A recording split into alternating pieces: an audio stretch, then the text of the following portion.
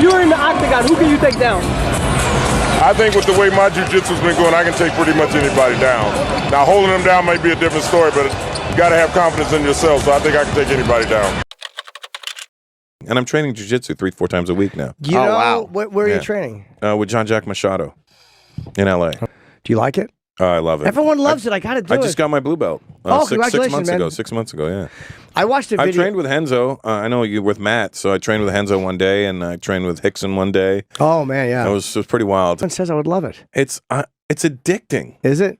Like, I jones when I'm not training. How much do you train? Like 3-4 days a week? 3-4 days a week. You would dig it, dude. And speaking of rolling, I know we were just kind of talking there off camera about training in jiu-jitsu. It must be strange for you to kind of go on the mat, you know, when you first start as a white belt, and then for people to be like, okay, I'm going to roll with Superman. Was that joke cracked a fair few times early on? A lot of those jokes are cracked, yeah. And it's fun, you know.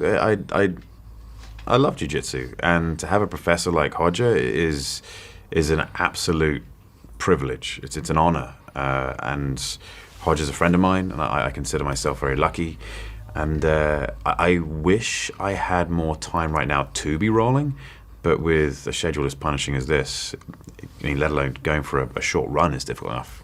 Does it feel like a different kind of training as well? Because obviously you're lifting weights to get into a specific role. Yeah. The kind of jiu-jitsu fitness is a different thing. It's because when you're just rolling around and learning stuff, and then when you actually start fighting, it's extraordinary how much it gasses you straight away, and it forces you to start thinking. And that's what I like about jiu-jitsu the most, is that it's a thinking sport, and you have to be constantly aware of what's going on, constantly planning, constantly reading and assessing, and you can't be thinking about anything else. And in my line of work, where I'm either thinking about a script or producing something or building something, or the character that I just left set from playing, or whatever's going on in the media, or whatever my parents are doing, whatever my brothers are doing, or what I need to feed Cal, my dog, I can't think about that because someone will choke me out. So it has to be this, and all of a sudden I can exist within this world that is just enjoyable right up until you get choked out. And it's less enjoyable. By a smaller guy or a woman a lot of the time as well. There's something kind of really humbling about it. Yeah, getting turned into a pretzel by someone who weighs 100 pounds is a unique experience, and it's definitely a learning one. You seem awfully mellow today. Is there a particular reason for that, or? I'm coming right from jiu-jitsu. Actually, it's a humbling experience, getting just squashed by younger, more fit, more experienced people. It's become something of an obsession. Because I mean, that seems like something that I have known for a long time, rather than some new sort of martial arts things. I started at 58. It's When you were 58? Yeah, it's the last thing in the world I could have ever imagined wanting to do or enjoying. I've never been hung out in a gym. I've never really cared about those things. I think it can best be explained by, at my age, to learn an entirely new skill is deeply satisfying. To recreate that feeling of being the lowest person on the totem pole in a kitchen back when I was 17, knowing nothing in a very hard world, the incremental, tiny satisfactions of being a little less awful at something every day. It's like that with jiu-jitsu for me. I'm learning an entirely new skill, a very difficult one, very physically demanding one, but one that I think about for the rest of the day. They call it, physical chess, because it's something you think about. Oh, they call it physical chess. Yeah, because it's there's a lot of engineering involved. Yeah. But you chose it particularly because it was jiu-jitsu? My wife is a fairly high-level competitor and trains than you are. way beyond where I'll ever be.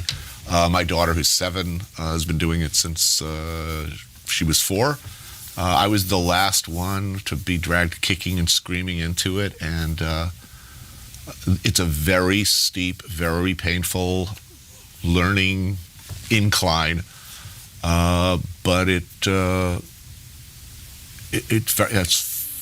I'm hooked. It's a very satisfying thing.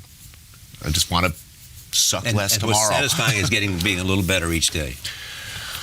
Or looking forward to the day where you might possibly be a little bit better. I mean, it's a never-ending journey, and it appeals to some part of my brain that hasn't been, that I haven't visited before. The older I get, I'm just a puss, man. I need a man up. I used to be so aggressive. Well, you're a big dude. You're strong. That's why nobody messes with me. Oh, so they leave you alone. Yeah, so you and become that's a pussy how because of it. Yeah. You know what it's like? It's like you like fight and all that stuff. Like I can't even like if somebody punched me in the face today, I don't know how I would react. Like I don't know. I used to be a bouncer at clubs. I played college football. Like I was a tough dude. Now you're falling apart. Dude, gotta get you to a gym. No. I'm in shape. But I mean, like a fight gym. No. Why? No. Learn how to fight a little bit. No. Not to fight people. Well, why do you? So you don't worry about it. I never worry about it. Okay, well then don't worry about it. Because I'm at home at 8:30. Sleeping by 9. Why do you do stand-up? I know. I saw you at the Improv the other night. I know. Nobody's going to jump on stage. I'm talking about family. No, man. You never know. People are crazy. Has anyone... That dude jumped up on the WWF and attacked... who did he attack? Bret Hart. He attacked Bret Hart during his speech. That's crazy. Bret Hart has got to be like, how old is he now? 61, and he's a stroke survivor. So fucked up, and the guy tackled him. Yeah, Jesus Christ. But Joe, seriously, you think anybody's gonna jump on stage when you're on? Some dude could easily. Dude, you would fucking kill him. No, there's a lot of people that can kill me. Don't get confused. No, I know a lot of them. Dude, I have them in here all the time. Yeah, I get that, but like I just don't see me doing stand up talking about family and love, and a dude goes, I hate family and love. I'm gonna jump up there. No, it's not rational. No, you're right. I mean, a rational person wouldn't do that, but you're not worried about rational people anyway. Okay, so say I started to go to a fight gym. Like, where would I start at? Like, what would I do? I would say you should try jiu-jitsu because it's fun. It's really good exercise, and you'll learn some stuff. Like, okay, you learn how to do it. It's a technique-based art. Whereas, like, say if you like, there's guys that I will do jiu-jitsu sparring. We call rolling. Okay. There's guys that I will roll with that are weaker than me, smaller than me, and tap me every time I roll with them. And I'm a black belt. Okay. Like that's reality. Like if there's guys out there that are 150 pounds that I can roll with that I know will tap me virtually every time we roll because their technique is sharper. They train more often than I am. They're more focused. They're more in the groove. But I also heard you say, like on one of your podcasts, you got to watch out who you train with because they might just try to hurt you. That's true. So I need. You got to go to a good school with good ethics because a good school with good ethics, they get rid of those guys. How long does it take you to get to a black belt? Like for you? It took me a long time. I was a brown belt for 8 years. But it was just because I wasn't training as much as I should have. Like they don't give them away. Like you have to be a real black belt. But who decides? What is somebody just watches instructors? You? Yeah. And you do people know. Okay. Everyone knows. I start talking about like, dude, Mike has been tapping everybody. Dude, he's just his jiu-jitsu is so sharp. And you're like, man, I'm gonna watch him roll. And then you watch him roll, you're like, dude, that guard pass. And then guys will start asking, like, wait, how often are you training? I'm going 5 days a week now. Really? Yeah, and I'm taking 2 privates. Fuck. Like, and then you know, like this guy is on the quest. And you'll see a guy go from white belt to black belt in 3 years, but they have to be super exceptional, like really unusual athletes, unusual mindset, unusual discipline. It can happen. Most of the time, like a garden variety estimate is like 10 years is realistic from white belt to black belt for a regular person. If you really train hard and you really dedicate yourself. But freaks can get there quicker. Us. This is my purple belt, which I've just been given by my teacher, Chris Clear, who is a black belt under Roger Gracie. I don't feel like I'm as good as the people that were purple belts when I was a white belt. I remember thinking them people were like Jedis from another dimension, but perhaps I pray this at least, that it's like how you don't see your own hair grow. You're not aware of your own changes and growth in the same way as you are other people's. What this BJJ purple belt means to me is that I've changed as a person. I was the kind of person, I've done a lot of martial arts actually, like kickboxing at one point and Krav Maga and boxing, but always at hobby level. I don't like getting in the ring with someone. I find it intimidating to be in a combat situation. I've had fights when I was younger and I've been in confrontational situations as an adult. And in the past, I've been one of those people who would make a lot of noise, you know, because of fear. What I've learned from jiu-jitsu is how to handle my body. I've learned humility. I've learned that there are a lot of people that really, really know what they're doing, and you'd be foolish to enter into a confrontation situation without really knowing what you're dealing with. And in fact, let me clarify that. You shouldn't enter into those situations at all. You should never be looking to physically dominate or intimidate anybody in any area of your life. As I've learned to use my own body differently, I feel more certain of that. I feel more at ease with myself. I don't feel so edgy and afraid. But because some of these things are so hard to learn, like what, you've got to hold that, you've got to get your knees in, you've got to get a foot on the bicep. If the person just moves and that opportunity is now suddenly vanquished, personally, I feel like, oh, it should still be spider guard. I've worked really hard to get in spider. Would you mind sitting down again? No, that's gone. Think about how that applies to life. All the time, particularly as a parent, my children are changing. My reality is changing all the time. If I don't adjust, if I'm like, oh, no, I've prepared for my life to be this way, well, life isn't this way anymore. It's continually adjusting. Look at what is happening in our culture now. It's our inability to adapt and adjust to changing technological, environmental, social conditions. We have to learn to adjust and adapt. Human beings are so good at adjusting and adapting, but my problem, this is straight into my political beliefs, is we're adjusting and adapting to ideologies and conditioning that are not beneficial to the majority of people. Something like Jiu-Jitsu means that your spirituality is physical and embodied, not just in your head, but in your whole body, is feeling stuff like, oh my God, this is what it's like to be crushed. This is what it's like to feel powerful. This is what it's like to have to teach another person or be patient with another person. This is what it's like to feel dominated by another person. You know, it teaches you so many life lessons that you can avoid. We can be extracted in life to a position of comfort where we're not experiencing reality. For me, Brazilian Jiu-Jitsu is reality. The group I belong to, the class I go to, I don't think anybody, like maybe people will notice, oh, that's Russell Brand off the telly or out of them films or off of the internet or whatever. But when it comes to it, once you're rolling with someone, it don't matter. You're just another person that you're rolling with. It creates good sense of connection. A lot of people that listen to this have never been on the mat, have never tried jiu-jitsu, but are really curious about it. Everybody at all positions, like I think Elon Musk's kids are now doing jiu-jitsu. Andrew Yang is, like, they're all, you know, the world is curious. Wow. It's a nice, it seems to be a nice methodology by which to humble your ego, which to grow intellectually and physically. So people are curious about it. So the natural question is, if they're curious about it, how would you recommend they get started? Maybe like, what do you recommend the first day, week, month, year, first couple of years look like? Like, how do you ease into it and make sure that it's a positive experience and you progress in the most optimal and positive way? The first thing you can do is simply ask yourself why you want to be involved. I didn't know what I was getting myself into. I played baseball through high school, and I was at Manhattan College in the Bronx, and I wanted to go and learn martial arts because it was always something that was interesting to me, but it was never something that I knew was accessible, and it definitely wasn't really around in Northern Virginia where I grew up. Whereas then you stick yourself in Manhattan and there's stuff everywhere. So anyway, I guess I didn't know what to expect. I didn't know if I was going to get beat up, if people were going to be nice, if people were not going to be nice. But what I began with was, I think, expectation management. And I think that that's something that that'd be the first thing that I would start, is almost imagining, what is it that I'm getting myself into? Because I love the martial arts. Martial arts has given me everything in life, and I'm so thankful. I wouldn't be sitting here without that experience, that journey. The people that I've met, the places that I've gone, I could never have imagined. And I'm just unbelievably thankful for that. But I think that the thing that helped me most of all was starting with going, you know, my mom said something to me one time, and she said, you know, there's two types of people in various situations. There's why and there's why not. And, you know, it's understandable to have questions, concerns, things like that. But and maybe sometimes it's a little bit easier when you're younger to just trust people or just say, I don't know, you know, but we go, hey, you want to climb that rock? I'm like, yeah, why not? Let's go. Hey, you want to jump in that river? Yeah, why not? Sure. Versus if I have to reason my way into everything, if I have to be talked into everything, a lot of times I'll talk myself out of it. And I think that a lot of times this is the thinker's disease. You want to figure out what's going to happen and what you should expect to have happen before you get involved, versus using the old Bruce Lee saying, again, it's like no amount of thinking or training on the side of the river will teach you how to swim.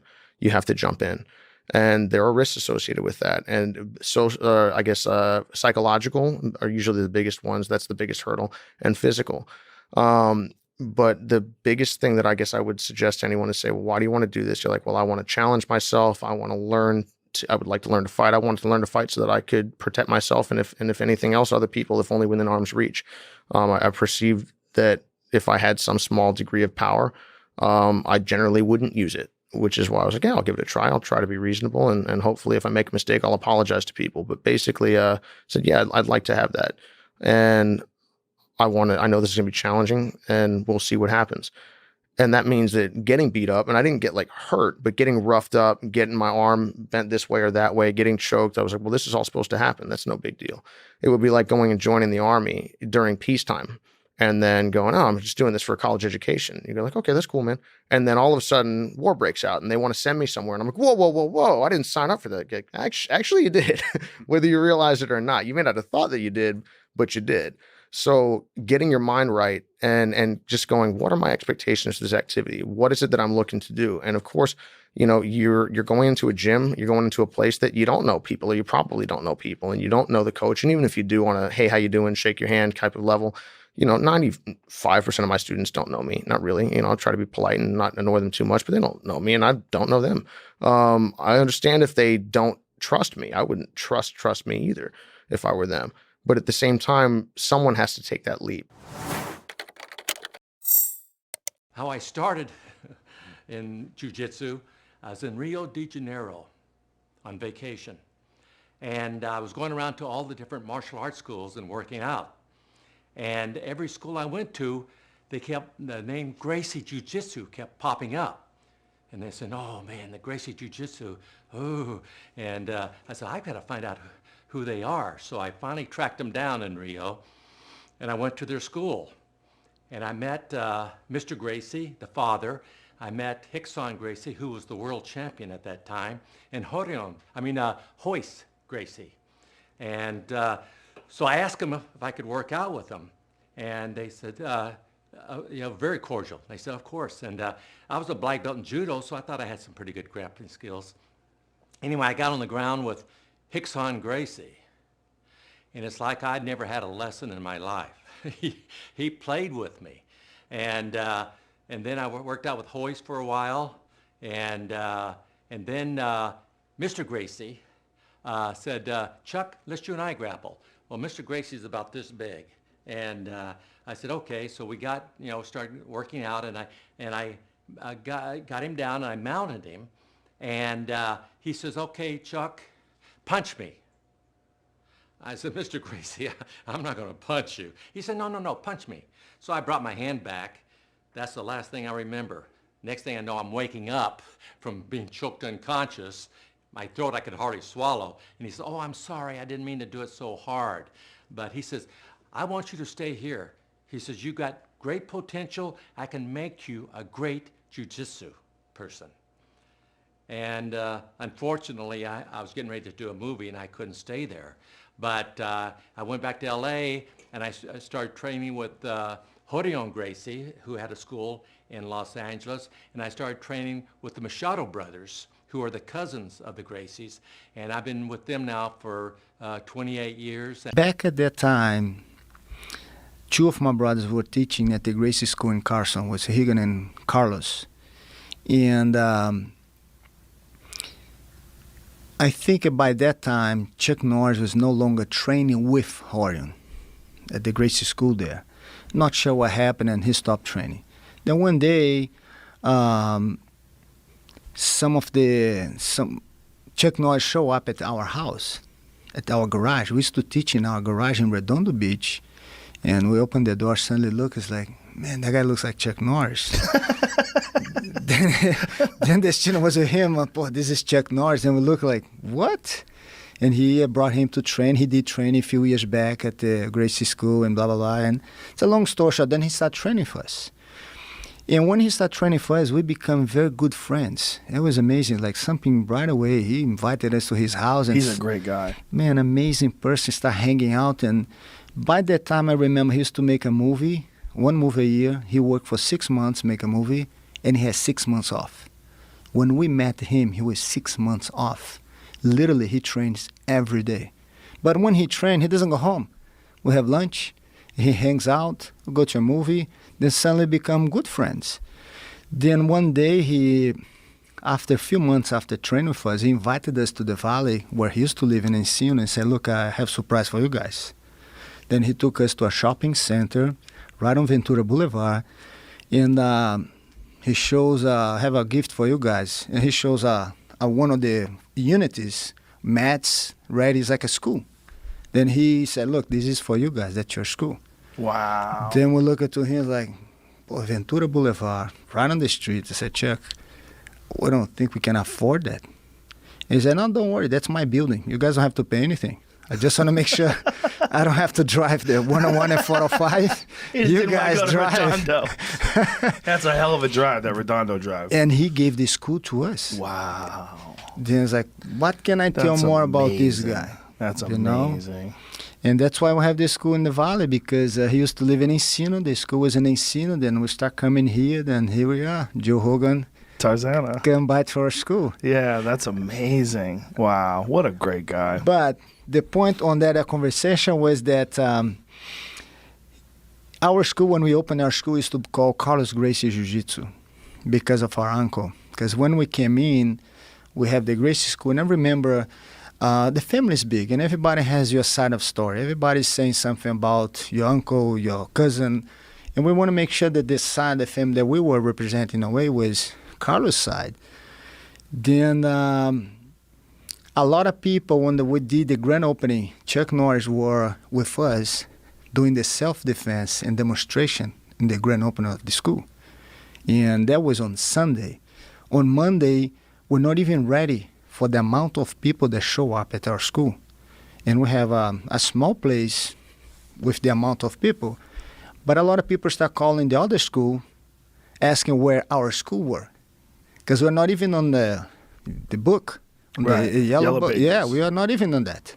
And people calling the other schools, hey, do you know where the other school is? And that created a little situation back then.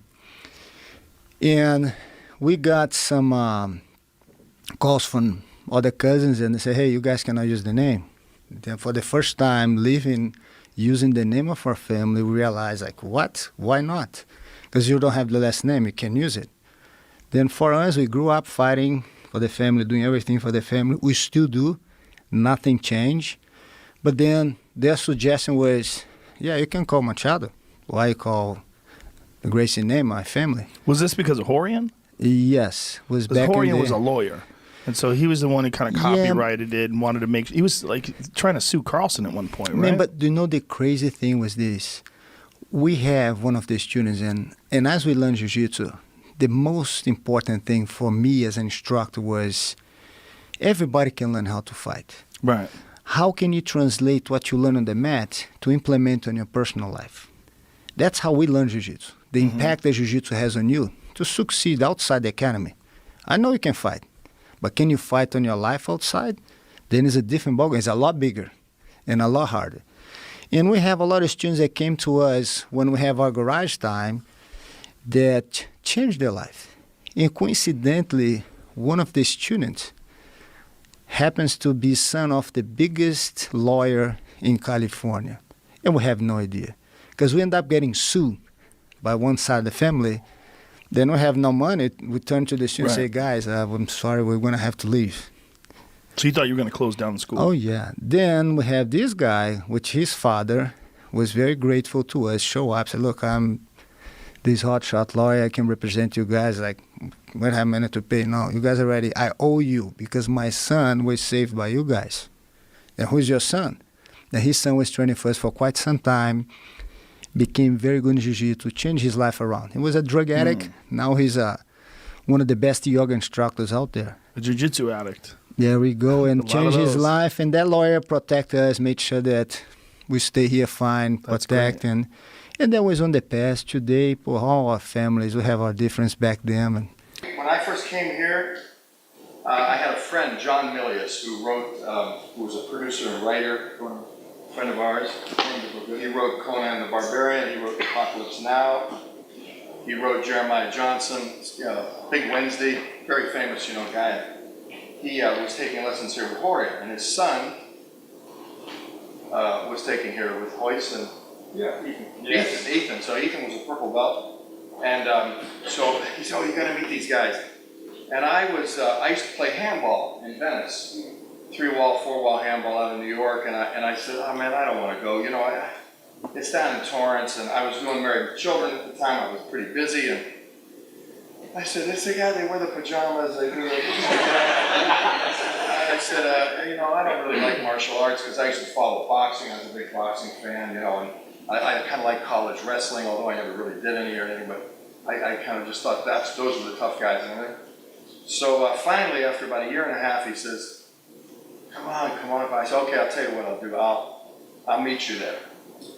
Where? Give me the address. He said, no, I'll pick you up. No. I'll meet you there. Because I want to be able to get out, you know, quick.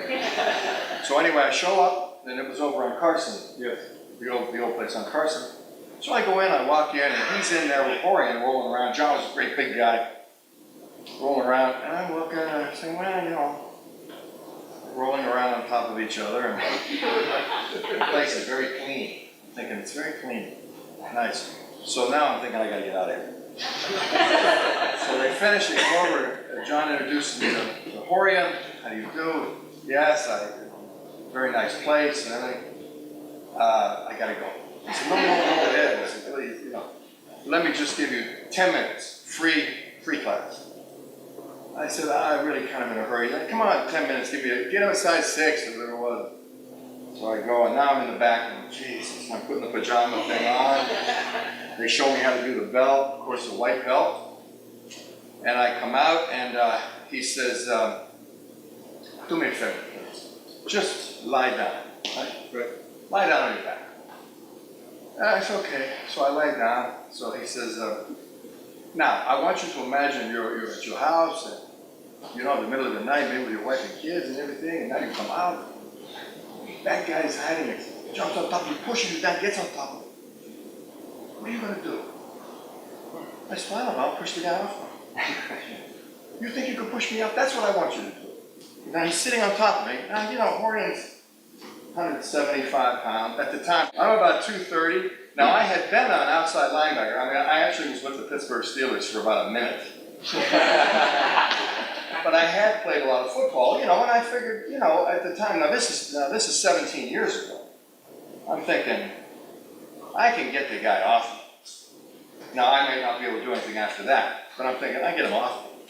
He says, no, you think, there's no doubt I'm going to get you off me. And I've already got in my mind how I'm going to do it, you know what I mean? I'm thinking, I'll grab his hips, I'll just buck up and throw him. He said, go ahead. Anytime you want. I explode, and I forget, and he's still on, you know? So about 30 seconds later, I'm saying, damn, I'm tired, you know? He said, you're out of breath a little bit. Yeah. Lucky, but I'll tell you, get on top of me. So I get on top of him. He said, no. Yeah.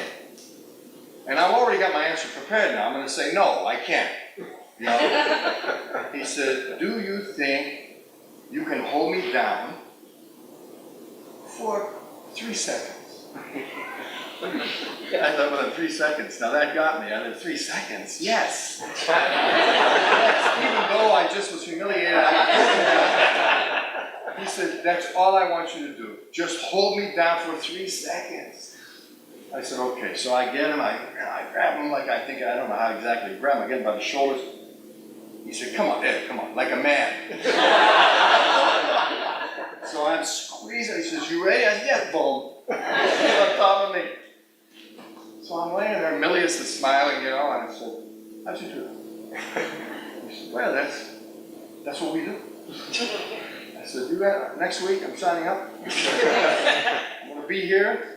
And that was 17 years ago. What about this boy growing up with you? Well, this is the other funny thing. You guys are going to work out of this. When these guys, when I first came here, they were little kids. Well, he wasn't exactly. He was 10 years old. At 10, I was worried about him, to be honest with you. But this one here, I thought I could handle, you know. He was 8.